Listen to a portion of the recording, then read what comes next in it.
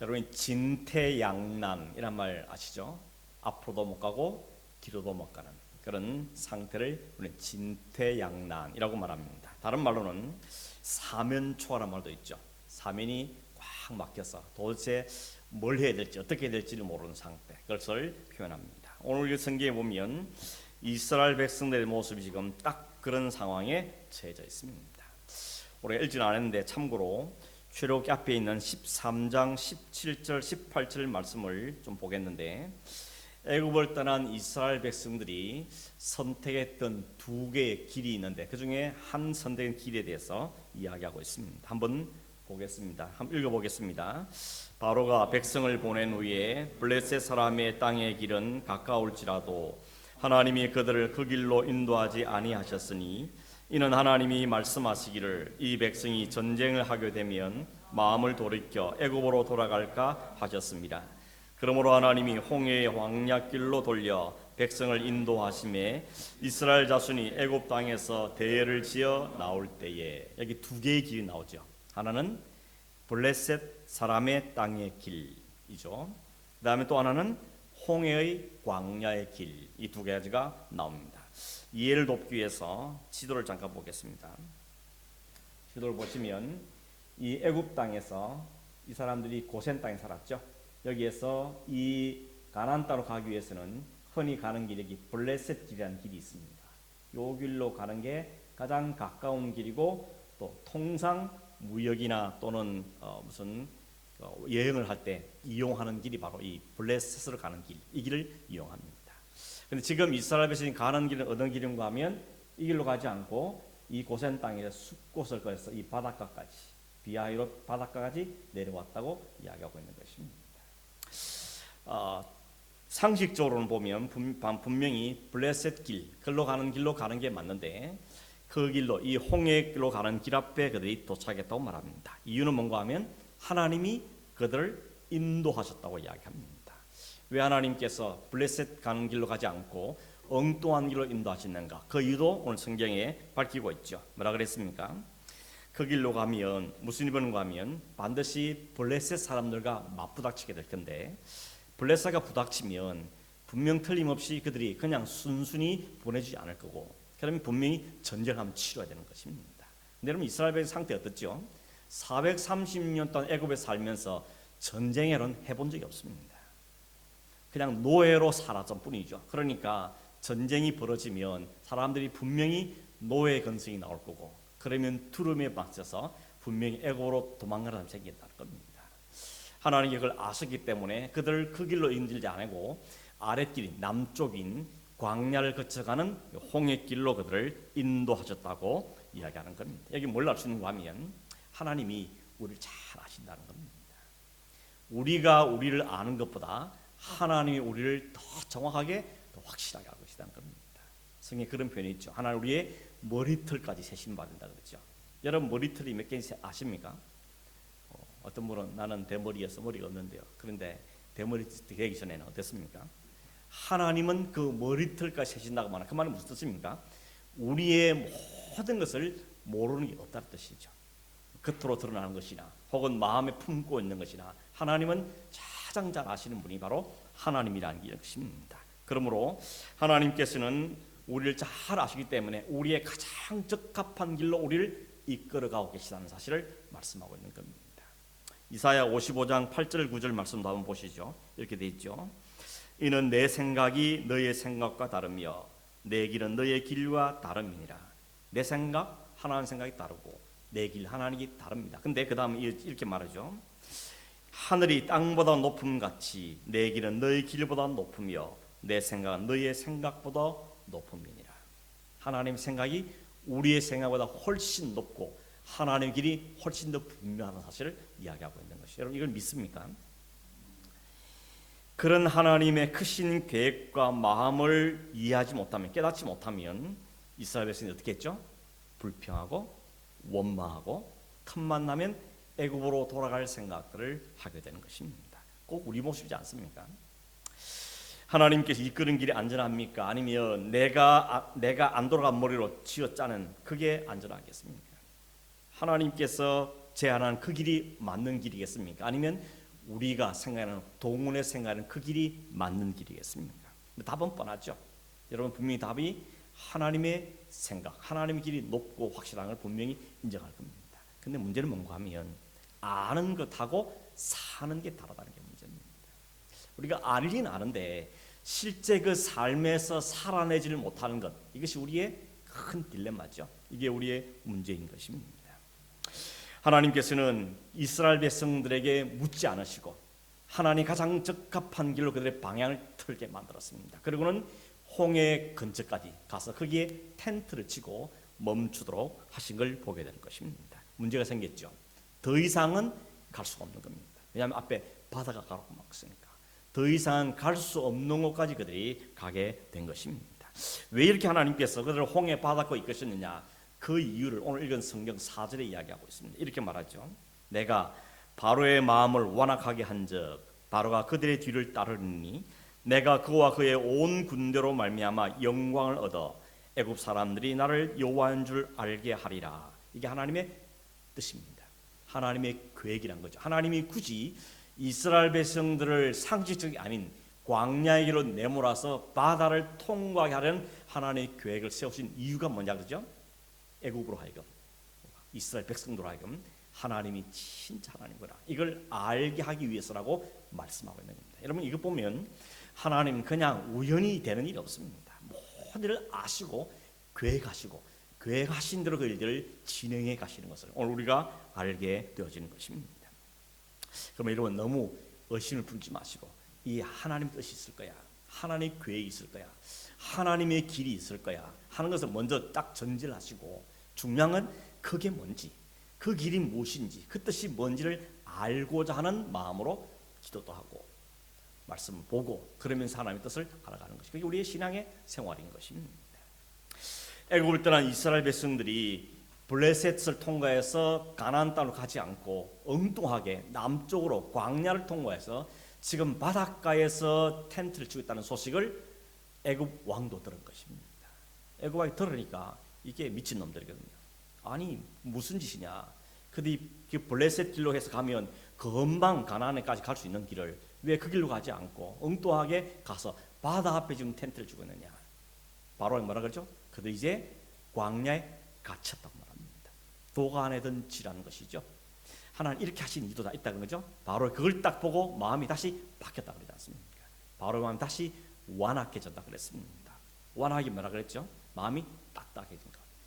하나님께서 그렇게 하실 때는 마음이 좀 부들부들했었는데, 그래서 순종했는데 그 상황을 보면서 이 바로의 마음이 다시 딱딱한 마음으로 바뀌었다는 것입니다. 그래서 어떻게 합니까? 후회하는 거죠. 괜히 내보냈다. 저것들 저기 갇혀 있는데 그것들 왜 내가 보내버렸을까라고는 후회합니다. 그러고는 다시 잡아야 되겠다 생각하고는 군대를 소집한 겁니다. 이미 떠난 지 며칠 되었기 때문에 그들 따라잡으려면 이 보병 갖고는 안 되죠. 걸어서는 안 되니까 말로 무장된 병거들만 600대 딱 준비하고 그 군사를 그린 다음에 그들을 뒤쫓아가게 되어진 것입니다. 여러분 인간이란 존재가 참 어지간하다 생각이 들지 않습니까? 그렇게 혼날 때는 두 손 두 발 다 들고 하나님께 항복했던 바로였지만 조금 상황이 나아지니까 숨쉴만 하니까 또 마음이 획가닥 바뀌는 겁니다. 그래서 또 후회하고 저것들 잡아와야지 이런 완악한 마음으로 바뀌는 것. 이게 인간의 모습이라는 것이죠. 다른 사람을 찾지 마시고 내 모습인 것이죠. 내 모습. 조금 살만하면 또 다른 생각이 들어와서 그 다른 생각을 품게 되는, 이것이 인간들의 모습이라는 것입니다. 아무튼 이런 바닷가에 텐트를 치고 있던 이스라엘 백성들이 갑자기 뒤에 저 보니까 흙먼지가 막 일어납니다. 그리고 두두두 소리가 막 납니다. 말구 소리. 깜짝 놀라서 뭔가 싶어서 보니까 애굽의 군대가 코앞까지 따라온 것입니다. 이 상황들 앞에 이스라엘 백성들의 반응이 어땠습니까? 오늘 성경에 보니까 심히 두려웠다 그랬습니다. 여러분 심히 두려워한 게 이상한 일입니까? 이상한 일이 아닙니다. 이건 당연한 이야기죠. 내가 그 자리에 있었다, 우리가 그 자리에 있어도 우리는 두려워할 수밖에 없는 것입니다. 안 두려워하는 게 오히려 이상한 거죠. 그러므로 이스라엘이 이걸 보고 두려워했다고 우리는 너무 비난할 필요는 없습니다. 그건 당연한 이야기인 것입니다. 우리도 여러분 이런 상황들 막 받을 때가 있지 않습니까? 말 그대로 진퇴양난 혹은 사면초가의 일들을 경험하게 되죠. 살다 보면 그런 일을 안 만난 사람 누가 있습니까? 아마 여러분 다 이미 경험했을 겁니다. 기대를 가지고 출발했는데 얼마 못 가서 숨이 막힐 만큼 어려운 형편에 처합니다. 그리고 희망을 가지고 출발했는데 절망적인 상황에 부닥칠 때가 있는 것입니다. 특히나 신앙인들은 기도하고 갔는데 하나님의 인도를 받아서 갔다고 생각했는데 막다른 길에 딱 부딪히면 어떻게 됩니까? 정말 죽고 싶은 거죠. 이게 신앙인들의 위기인 것입니다. 위기 중에 위기가 바로 하나님께 쏘은 게 아닌가, 하나님 나를 잘못 인도한 게 아닌가, 이런 마음이 들 때 신앙인들은 굉장한 위기에 처하게 되는 것입니다. 위기가 닥쳐오면 딱 사람들의 반응이 뭐죠? 원망하는 겁니다. 그리고 불평하죠. 그런 누구한테 이 화살을 돌려야 될 것인가를 사람들은 본능적으로 생각합니다. 이들 어디에 화살을 돌렸죠? 하나님께, 그리고 지도자에게. 지도자 모세에게 찾아와서 그럽니다. 아니 애굽에 매장지가 없어 우리를 여기까지 이끌고 왔어. 여기 죽게 만들었냐? 우리가 뭐라고 했는데 애굽이 좋다 그러지 않았냐? 여기 살만하지 않았냐? 그냥 여기 살듯 두지 라고 그들은 불평하게 됩니다. 여러분 11절 말씀을 제가 다시 읽어드릴 텐데 여기 보면 당신이란 말이 세 번이 나옵니다. 보십시오. 애굽에 매장지가 없어 당신이 우리를 이끌어내어 이 광야에서 죽게 하느냐? 어찌하여 당신이 우리를 애굽에서 이끌어내어 우리에게 이같이 하느냐? 우리가 애굽에서 당신에게 말하지 않았느냐? 이 분위기 어떻습니까? 험악하죠.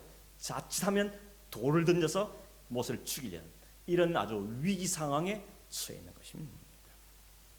여러분 놀랍게도 그 수많은 백성들이 몰려와서 모세에게 항의하고 따지고 돌을 들린 그 험악한 분위기 속에서 모세가 뭐라고 말했습니까? 13절 14절 이렇죠? 모세가 백성에게 이르되 너희는 두려워하지 말고 가만히 있었어. 여호와께서 오늘 너희를 위하여 행하시는 구원을 보라. 너희가 오늘 본 애굽 사람을 영원히 다시 보지 아니하리라. 여호와께서 너희를 위하여 싸우시리니 너희는 가만히 있을지니라. 조금도 흔들림이 없다는 겁니다. 조금도 요동 없이 흔들림이 없는 오히려 백성들이 강력하게 도전하죠. 가만히 있고 여호와의 구원을 보라라고 이야기하고 있습니다. 제가 이 설교를 준비하다가요 깜짝 놀란 게 하나 있습니다. 그게 뭔가 하면 나는 이 말씀이 하나님 말씀 알았거든요. 하나님이 하시는 말씀, 너희는 가만히 있고 하나님의 구원을 보라. 이건 당연히 하나님의 말씀이라고 생각했는데 가만히 다시 보니까 이게 모세가 하는 말입니다. 좀 더 다시 들여다보니까 여러분 모세가 이 일을 이야기하면서 호들갑 떨지 말라고 이야기합니다. 하나님께서 모세에게 항의하는 그 백성들에게 이렇게 대답하라고 말씀해 준 게 없더라고요. 그럼 모세가 하나님 이 백성 이렇게 말하는데 내가 뭐라고 대답할까요? 그 묻지도 않은 것 같습니다. 그게 모세가 즉흥적으로 그 자리에서 그냥 바로 튀어난 말인 것입니다. 뭘 말하는가 하면 모세는 적어도 믿음이 있다는 것입니다. 이 믿음이 있는 모세와 믿음이 없는 이스라엘 백성들의 차이를 극명하게 분명하게 우리에게 보여준다는 것입니다. 모세는 두 가지 하라 그랬죠. 하나는 가만히 서 있으라. 두 번째는 오늘 너희를 일하실 여호와의 구원을 보라고 말합니다. 가만히 있고 보라고 이야기하고 있는 것입니다. 이것이 모세와 이스라엘 백성의 차이인 것이죠. 하나님을 아는 사람과 모르는 사람 차이, 하나님을 신뢰하는 사람과 신뢰하지 못하는 사람의 차이가 여기에 극명하게 드러나고 있는 것입니다. 하나님께서 어떤 분이신가를 말씀을 통해서뿐만 아니라 자신의 삶 속에 구체적으로 경험하고 확신했던 모세는 요동하지 않습니다. 담담합니다. 오히려 백성들에게 도전하고 있습니다. 그러나 그 하나님의 역사하심들을 또렷하게 듣지 못하고 막연하게 듣거나 아니면 지식적으로 듣거나 아니면 간접적으로만 알고 있는 사람들은 상황 앞에 기가 눌리더라는 것입니다. 물론 여러분 이 차이는 평소에는 잘 안 드러납니다. 믿음의 사람인지 믿음이 없는 사람인지, 확신이 있는 사람인지 확신이 부족한 사람인지 평소에는 잘 안 드러납니다. 표가 잘 안 납니다. 그런데 언제요? 위기의 때가 옵니다. 막연 이 답답한 상황에 처하면 믿음이 있는 사람은 그 믿음을 갖고 믿음이 발동하게 돼 있고 믿음이 없으니 믿음이 없는 반응을 하게 돼 있다는 것입니다. 여러분 믿음이 있으십니까? 지금은 몰라요. 지금은 잘 몰라요. 그런데 위기의 상황 가운데 개인적으로나 가정적으로나 일이나 사업이나 위기를 만났을 때 내가 어떻게 대처하는지를 가만히 보면 내가 믿음이 있는 사람이구나. 난 믿음이 없는 사람이구나 하는 걸 알 수 있다는 것입니다. 물론 이런 모세가 처음부터 믿음 있는 사람이어도 우리는 정말 가능성이 없습니다. 근데 어땠습니까? 하나님 모세를 불러다가 내가 너를 애굽에서 내 백성 건지는데 너를 사용하겠다. 그렇게 말할 때 모세가 뭐라 그랬죠? 아멘 이랬습니까? 여호와 하나님, 내가 누구이기에, 내가 누구에게 애굽으로 가며 내가 누구에게 모세부터 이스라엘 백성을 건져내겠습니까? 여전히 그는 하나님의 부르심 앞에 자신이 없었고 두려웠던 것입니다. 그 두려웠고 자신 없는 모세를 하나님 어떻게 하시죠? 야, 네 손에 지팡이 있지? 던져. 지팡이를 던졌더니 지팡이가 뱀이 되죠. 그 뱀의 꼬리를 잡았더니 다시 지팡이가 되었습니다. 너 손을 내 수품 속에 넣었더니 꺼냈더니 나병이 다 번졌습니다. 다시 꺼냈더니 손이 깨끗해졌습니다. 일뿐만이 아니죠. 천하의 최고의 절대 권력을 가지고 있던 그 바로 앞에 모세가 섰는데 하나님이 하라는 대로 했더니 10가지 재앙을 통해서 바로가 완전히 항복하는 걸 그가 눈으로 직접 본 겁니다. 아니, 직접 하나님의 대리자가 돼서 그 일을 이루어냈던 것입니다. 이런 과정들을 거치면서 적어도 이 모세의 마음속에 믿음이 생겨야죠. 하나님은 대단하신 분이구나. 하나님을 가로막을 자는 아무도 없구나. 천하의 바로도 저렇게 완전히 거꾸로 보면서 이 모세의 마음속에 하나님보다 더 강한 분은 없다. 하나님이 계획하셨고 하나님이 출발했으면 하나님 이루실 거라 하는 믿음이 그 마음속에 생겨진 겁니다. 그래서 제가 뭐라 그랬죠? 믿음은 능동태가 아니라 수동태라 그랬습니다. 내가 막 믿음을 쟁취하는 것이 아니라 하나님 우리 믿음을 선물로 넣어주시는 겁니다. 어떤 과정을 통해서요? 우리의 말씀을 통해서 혹은 삶의 과정들을 통해서 이런 여러 과정들을 통해서 우리의 믿음은 자라가는 겁니다. 도끼의 방망이처럼 두드리면 믿음이 생기는 것이 아니라 매일 연약한 자리에서 점점 우리의 믿음이 업그레이드 가는 것입니다. 그 과정을 위해서 하나님은 모세를 먼저 다루셨던 것이고 이제 이 백성들을 다루어 가시는데 그게 바로 광야의 40년의 훈련이었던 것입니다. 여러분, 이 믿음이 저와 여러분에게 날마다 업그레이드 되기를 간절히 바랍니다. 여러분, 애들이 태어나면 꼬맹이 때 그 애가 점점 기다가 걷다가 뛰다가 운동을 하고 근육을 키우고 이러면 부모가 기뻐하죠. 못하지 않습니까? 요즘에는 자기 애보다는 손주들 때문에 더 기뻐한다 그러잖아요. 자기 애 키울 때는 너무 정신이 사느라고 돈 벌어야 되죠. 애들 키워야 하는데 정신이 살다가 잘 몰랐는데 손주가 태어나면 그게 그렇게 이쁘다네요. 저도 기다리고 있습니다. 보니까 그러더라고요. 손주 너무 힘들다 말은 그렇게 하는데 입꼬리가 올라가 있더라고요. 야, 저 거짓말이 위선이다. 속으로 그런 말 하는 것이죠. 하나님도 마찬가지입니다. 하나님 우리가 자라가는 걸 보면 기뻐하십니다. 처음부터 우리의 완전한 믿음을 요구하시는 거 아니라 그 연약한 믿음이 삶을 통해서 말씀을 통해서 예배를 통해서 자꾸 조금씩 나아가는 걸 보면 하나님은 허무해하시는 겁니다. 그래서 성경에 뭐랬죠? 우리를 잠잠히 바라보시면서 기뻐하시는 하나님이라고 말하고 있는 것입니다. 히브리서 11장 6절 말씀입니다. 이렇게 되어 있죠. 믿음이 없이는 하나님을 기쁘시게 하지 못하나니 하나님께 나아가는 자는 반드시 그가 계시는 것과 또한 그가 자기를 찾는 자들에게 상 주신이심을 믿어야 할지니라. 믿음으로 자라가는 걸 하나님은 기뻐하십니다. 하나님을 기쁘시게 되는 방법은 다른 데 있는 게 아니고 우리가 잘 자라가면 되는 것입니다.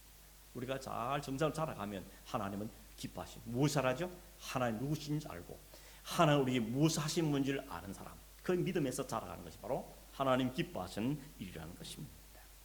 그런 일은 모세에 적어도 그 믿음 수준가 왔기 때문에 이 위기 상황 앞에서 무엇만을 가졌죠? 하나님 계시잖아. 하나님 계시잖아.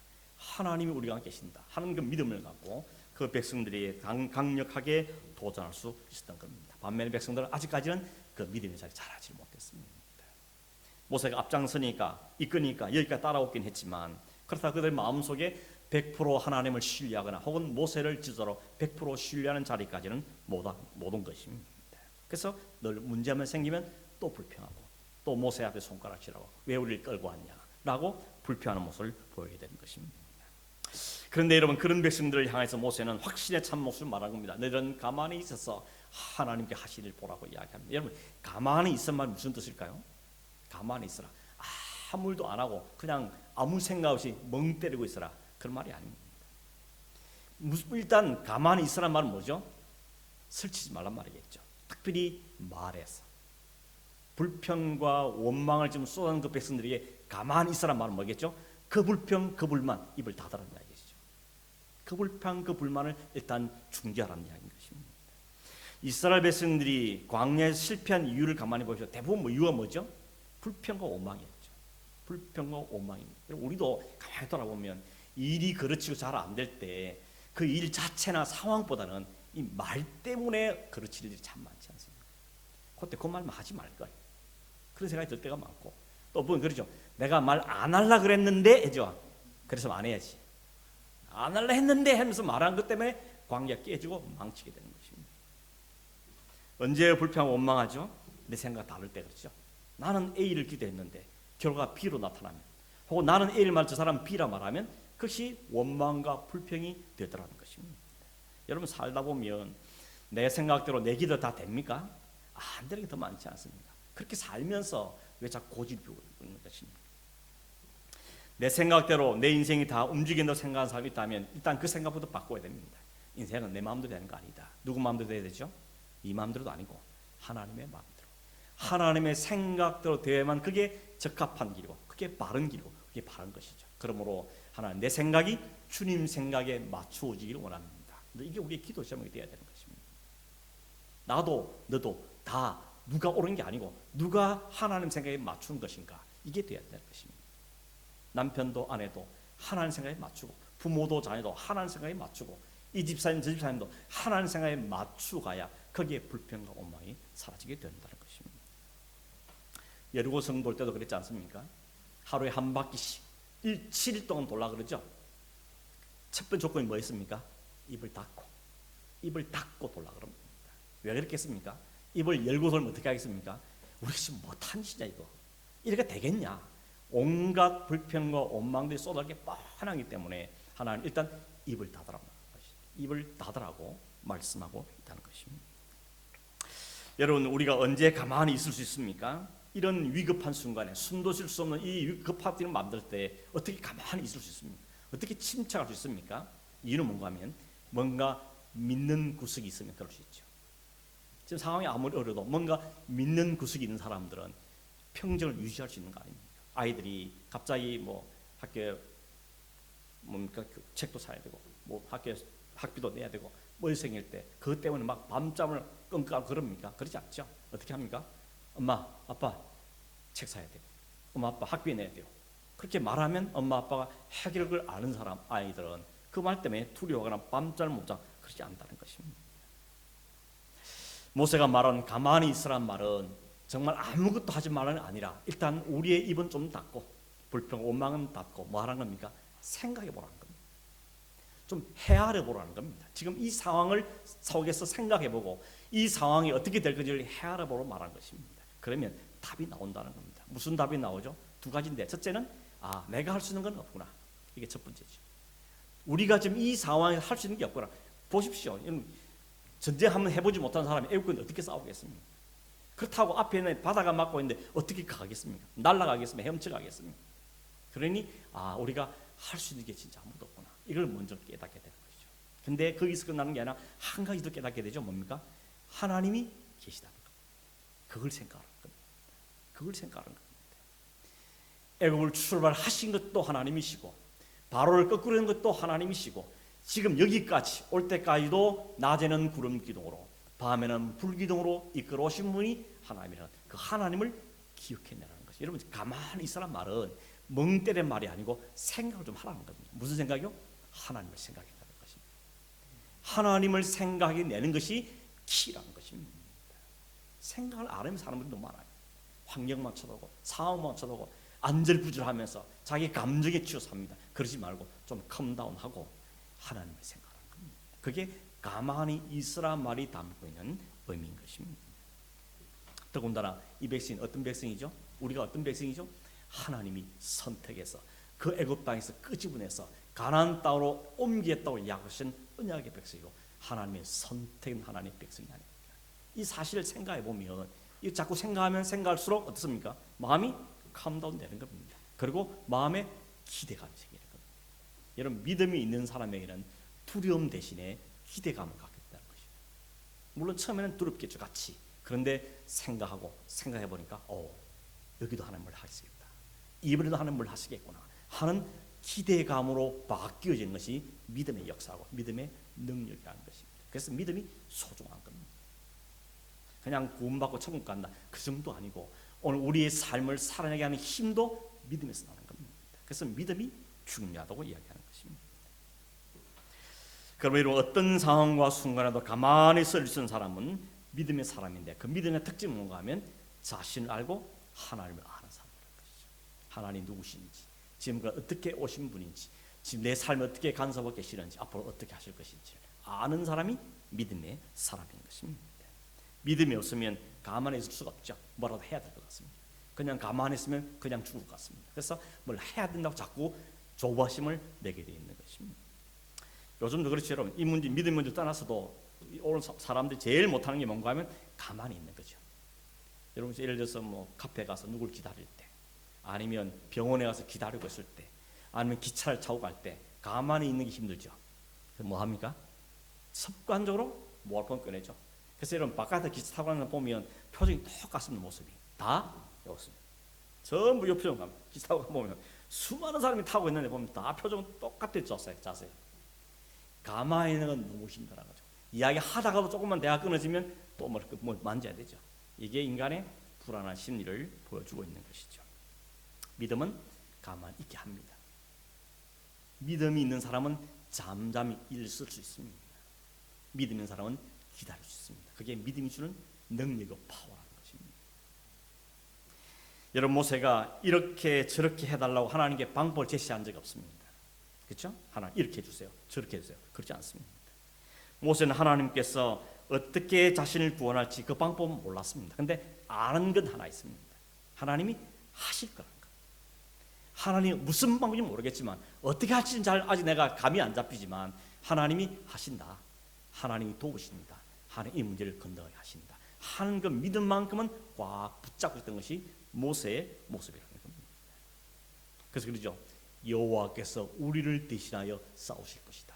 그 방법 모르겠지만 천사를 동원하시든지 아수르 문제처럼 밤중에 하나님 사도를 보내시니 그건 잘 모르겠지만, 그러나 하나님이 우리를 위해서 일하신다는 만큼은 모세가 분명하게 확신을 갖고 있었던 것입니다. 근데 알고 보니까 그 방법이 뭐였습니까? 홍해를 건너는 거였습니다. 여러분, 이거는 생각도 못한 방법이에요. 모세가 이걸 꿈꾸었겠습니까? 혹시 홍해를 갈라? 생각이 못했습니다. 전혀 꿈에도 꾸지 못했던, 상상에도 없었던, 생각에도 없던 전무후무한 역사가 그 가운데 일어나게 된 것이죠.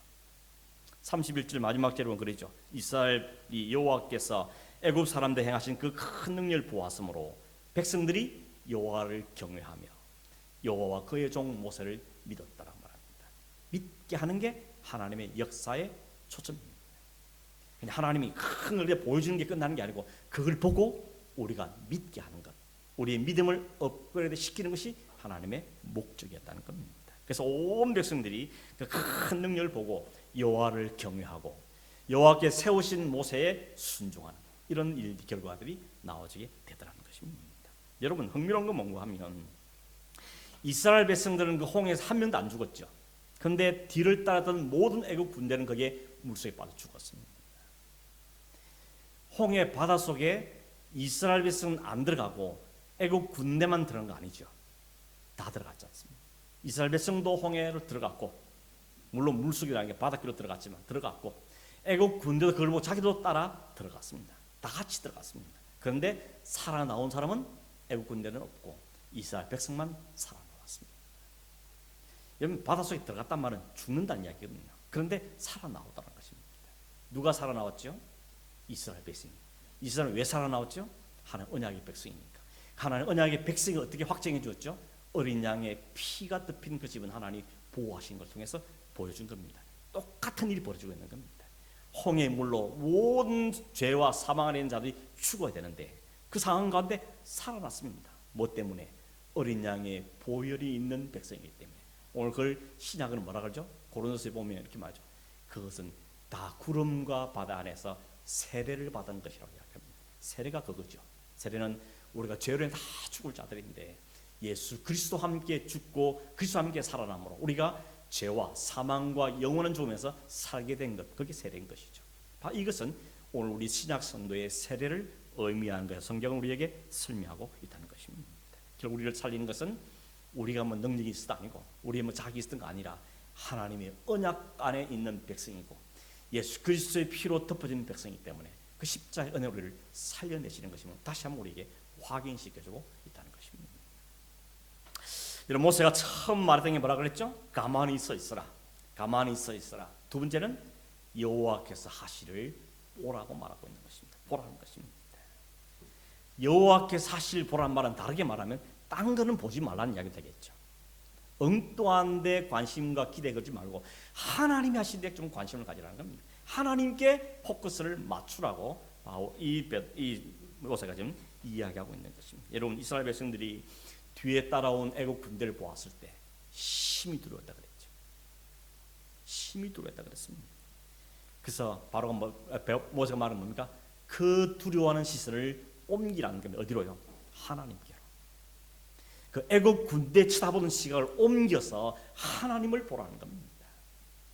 하나님 보라. 우리 여러분의 시선을 옮기라고 분명하게 말하는 겁니다. 베드로가 그랬죠. 예수님 물 위로 막 걸어오니까 주님 나도 걷게 해주십시오. 예수님 오라. 그때는 베드로가 바로 뛰어내려서 물 위를 막 걸어갑니다. 잘 걸어가다가 갑자기 물에 빠지죠. 왜 빠졌죠? 파도를 보니까 파도가 치는 걸 보고는 빠졌다 그랬습니다. 우리의 시선은 바로 이거죠. 주님께 시선이 다 고정되어 있으면 마음이 참 편안한데 그 시선을 놓치는 순간 우리에는 어느 틈인가 불안과 염려와 걱정과 공포가 우리 마음을 쓱 짚어보는 겁니다. 그게 우리 마음을 지배하는 순간 우리는 불평과 원망과 한숨 속에 빠지게 되어야 되는 것입니다. 오늘 우리의 삶에 늘 일어나는 일이죠. 하나님만 바라보면 마음의 평안이 있습니다. 그래서 여러분 말씀을 읽고 기도하고 예배하고 할 때는 참 마음이 좋았는데 딱 우리의 삶의 현실로 딱 돌아가면 현실이 보이니까 일들이 보이고 문제가 보이니까 또 마음에 불평과 원망과 불안과 염려가 막 내 마음을 휘짓기 시작하는 것입니다. 오늘 우리 삶에도 여전히 반복되어 있는 모습이 아닐 수가 없는. 그래서 하나님 우리에게 자꾸 뭘 이야기합니까? 나에게 시선을 고정하라는 것입니다. 옛날에 한국에 있을 때 TV에 그런 게 있었어요. 뭐 TV 한참 프로 하다가 광고가 중간에 나왔잖아요. 요즘에는 모르겠는데 한국에서 중간에 광고가 드라마 하다가도 광고가 나오고 이랬습니다. 무슨 프로그램 하다가도 잠시 광고를 듣고 가겠습니다. 그때 그 사회자가 꼭 하는 말이 있어요.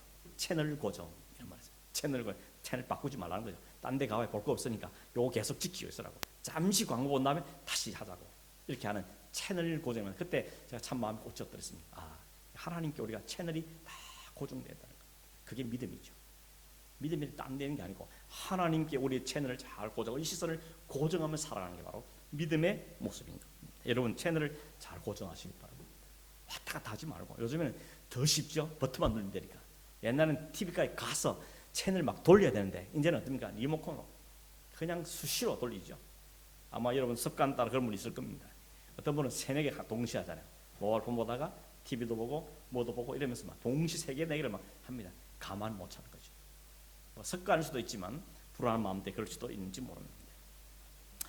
여러분의 채널을 꼭 고정하시길 바랍니다. 하나님께로 하나님 하실 일들에 기대감을 갖고 초점을 잘 맞춰야 되는 것입니다. 특히나 어려운 순간일수록, 특히 앞이 잘 안 보일 때일수록, 특히 사면이 막혔다 생각될수록 우리의 시선은 하나님께로 가야 되는 것입니다. 그것만이 살 길입니다. 그것만 우리를 구원할 길인 것이죠. 입을 닫고 하나님을 바라보는 자리로 나가는 것, 가만히서 하나님의 역사를 기대하고 바라보는 것, 그 믿음의 태도를 이 모세가 용기를 갖고 이야기하고 있는 것입니다. 여러분 그렇게 모세가 다 함대 선포가 나니까 하나님이 뒤책임해 주시죠. 하나님이 내가 너한테 그렇게 하라지 않은데 무슨 네 말도 말하냐 그렇게 하지 않고 모세 한 말을 하나님이 책임져 주십니다. 그것도 어떻게 합니까? 밤새도록 하나님이 일하시죠. 모세는 그냥 한 번 선포했는데 하나님이 밤새도록 그 일을 뒷감당하시느라고 일하고 계십니다. 이거 보면 제가 굉장히 웃음이 막 나왔습니다. 와, 모세는 그냥 한 번 믿음을 선포할 뿐인데 하나님 믿음의 선포를 확증시키기 위해서 밤새도록 쉬지 않고 동풍을 불어서 밤새도록 바닷물을 밀고 밀어서 결국 새벽 되니까 바다가 갈라졌던 것이죠. 하나님 이런 하나님입니다. 유머러스한 하나님뿐만 아니라 우리를 얼마나 사랑하는지, 얼마나 우리를 책임져 주길 원하시는지를 이 사건도 보여주는 거예요. 우리는 한 번 말씀하고 한 번 기도하고 자면 되는데 그 잠잘 때 하나님은 주무시지 않고 그 하나님의 백성의 그 언약, 그 부르심, 그 기도를 들어주시기 위해서 쉬지 않고 밤새도록 일하시는 하나님 모습 얼마나 멋지신 하나님이십니까? 여러분, 하나님 안 보시죠? 그러나 하나님은 지금도 우리를 이끌어 가시고 우리를 일하고 계신 분입니다. 우리가 잠을 잘 때도 설마 우리가 하나님 잊어버린 그 순간에도 하나님을 잊지 않고 우리를 향한 하나님의 역사를 계속해 가고 있다는 사실이 우리에게 얼마나 소망이 되십니까? 여러분, 모세 한 일이 뭐죠? 지팡이를 내밀어서 한 것밖에 없습니다. 사실 그 지팡이는 모세 자신을 상징하는 거죠. 하나님께서 지팡이 같은 마른 막대기 같은 그 모세를 부른 다음에 그를 오른손에 붙잡고 그를 하나님 위대한 역사에 이용하는데 사용하시지 않았습니까? 지팡이는 자기 자신입니다. 근데 모세가 그 하나님 손에 붙들려서 바다를 손을 내미니까 바다가 갈라지는 이 말도 안 되는 엄청난, 이 많은 사람들이 부정하고 싶어하는 이 엄청난 일이 벌어진 것을 보게 되는 것입니다. 하나님 손에 붙들리니까 나타난 역사라는 것이죠. 오늘 저도 그렇고 여러분도 그렇고 하나님 손에 꼭 붙들리길 바랍니다. 뭐 목사만 하나님 손에 붙들리는 게 아니고요. 여러분 개인적인 삶에도 사업에도 직장에도 뭐든지 하나님 손에 붙들려 갈 때 거기에 하나님 역사라는 것입니다. 바다가 갈라지는 역사가, 아니 바다는 안 갈라져도 문제가 갈라지는 역사가, 찬송하며 가는 역사가 우리에게 일어나게 될 것이죠. 말씀을 맺습니다. 여러분, 결국 그 다음 15장에 어떻게 시작하죠? 15장의 많은 분야가 뭐죠? 그 홍해를 건너고 나서 그 백성들이 시키지도 않았는데 자발적으로 노래를 부릅니다. 하나님을 찬송하는 거죠. 여호와께서 우리의 구원을 이루셨다. 이 말과 적군들 다 물리치시고 홍해를 갈라시고 우리를 구원하셨다. 여호와가 찬송을 받으실 분이다 라고 이야기하고 있는 것입니다. 하나님의 역사를 경험하게 되면 우리에게 나타나는 것은 이와 같은 찬양이 되는 것입니다. 노래가 일어나게 되는 것이죠. 정말 말씀 말씀대로 우리는 진퇴양난에 혹은 사면초가의 위기를 만날 때가 있을 거고 있을 겁니다. 그때 뭘 해야 되느냐? 이 말씀을 꼭 기억해 내셔야 됩니다. 우리의 인생은 반복되지 않습니까? 밀물이 있고 썰물이 있고 나갈 때 있고 들어갈 때 있고 올라갈 때 있으면 내려갈 때도 있고 낮이 있으면 밤도 있고 반복되십니다. 상황은 반복된지라도 그러나 원리는, 상황은 좀 달라지는데도 원리는 똑같습니다.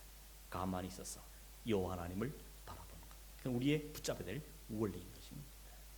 여러 가지 다양한 형태로 문제는 나겠지만 그러나 우리의 붙잡아야 할 원리는 동일하다는 것입니다. 인생은 바라보는 것이 뭐냐 따라서 삶이 결정된다 그랬죠. 어디를 바라보느냐, 무엇을 바라에 따라서 거기에 따라 우리의 방향들이 결정된다는 것입니다. 그러므로 성경은 우리에게 계속 말할 것입니다. 환경 보지 말고 하나님 보고, 상황과 문제만 보지 말고 그 귀에 계시는 하나님을 바라보고, 하나님을 바라보라고 우리에게 말씀하고 계시는 겁니다. 가만히 있으란 말은 아무것도 안 하는 말이 아니죠. 내 할 입은 닫고 내 혈기는 닫고 불평만 닫고 하나님을 생각하고 묵상하고 그 하나님을 기억해내는 것, 그게 바로 가만히 있을 때 해야 될 일입니다.